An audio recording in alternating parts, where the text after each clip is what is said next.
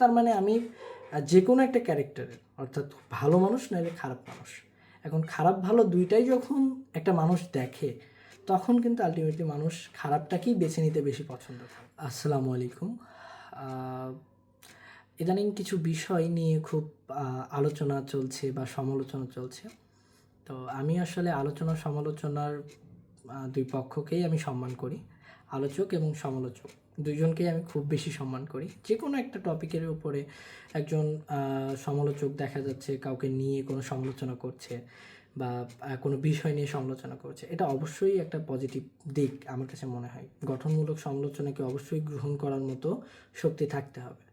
যদি গ্রহণ করার মতো শক্তি না থাকে তাহলে বুঝে নিতে হবে যে সেই জায়গার যোগ্য আমরা না।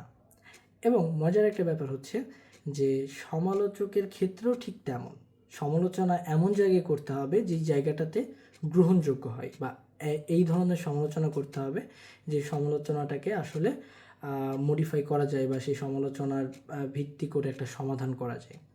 তো দুজনকেই সমালোচক এবং সমালোচনা যে শোনেন বা যার পক্ষে হয় দুজনকেই আসলে আমি সম্মান করি। তবে একটা বিষয় সেটা হচ্ছে যে সমালোচনা করতে গিয়ে কখনো যেন এমনটা না হয় যে আপনি নিজেই নিজেকে সমালোচিত করছেন বা আপনি নিজেই নিজেকে ছোট করছেন। এই বিষয়টা কিন্তু অবশ্যই আমাদের মাথায় রাখতে হবে। কেন রাখতে হবে জানেন? আপনি যখন একটা মানুষের সাথে কথা বলবেন, একটা মানুষ যখন আপনার কথা শুনবে, তো সেই কথাটা শোনার পরবর্তীতে সে কিন্তু একটু যাচাই করবে। মানুষের মস্তিষ্ক কিন্তু ঠিক এভাবেই কাজ করে যে সে সঠিক বলছে না ভুল বলছে। তো এই সঠিক বলছে না ভুল বলছে সেটা কিন্তু আপনার কাজ, কথা বা আপনার পরবর্তী যে বিষয়গুলো আছে এই বিষয়গুলোকেও কিন্তু আপনার পরিলক্ষিত করে। অর্থাৎ আমি দেখা যাচ্ছে এখন খুব সুন্দর করে দেখা যাচ্ছে খুব ভালোভাবে কথা বললাম, আমি 2 মিনিট পরে দেখা যাচ্ছে আমার খুব বাজে ভাষায় আমি আবার গালিগালাজ করছি। তো তাহলে দেখা যাচ্ছে আমার সাথে তো দুইটা ক্যারেক্টার একসাথে মিলবে না। তার মানে আমি যে কোনো একটা ক্যারেক্টারের, অর্থাৎ ভালো মানুষ নাহলে খারাপ মানুষ, এখন খারাপ ভালো দুইটাই যখন একটা মানুষ দেখে তখন কিন্তু আলটিমেটলি মানুষ খারাপটাকেই বেছে নিতে বেশি পছন্দ করে।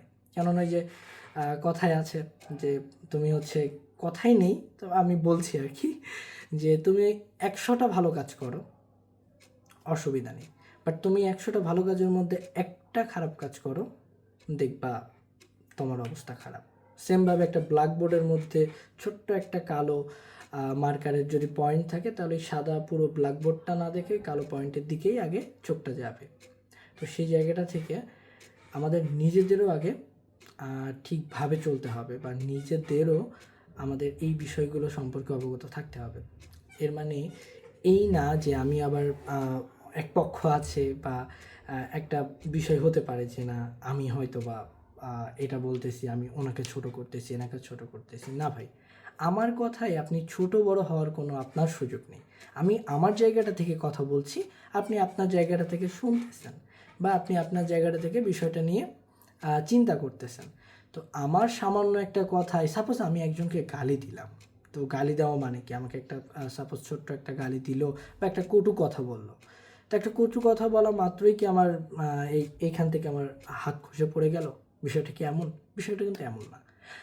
তো আমি শুরুতেই বললাম যে সমালোচনা সহ্য করারও শক্তি থাকতে হবে আমাদের, এবং সমালোচনাটাও আসলে গঠনমূলক করতে হবে। আসলে সমস্যাহীন কিন্তু পৃথিবী হয় না। সমস্যা সব জায়গাতেই আছে। সমস্যা আপনি যেখানে যান সেখানেই পাবেন। এখন এই সমস্যার মাঝে আমরা যেন এই সমস্যাটাকে এত বেশি তৈরি না করে ফেলি বা এত বেশি বাজেভাবে উপস্থাপন না করে ফেলি যেটা নিজেদের মধ্যের একটা খারাপ লাগা বা নিজেদের মধ্যের একটা বিষয়, সেটা হচ্ছে বাইরের মানুষ এসে আপনাদের থেকে মজা নিয়ে নিক। এই বিষয়টা যেন কোনোভাবেই না হয়।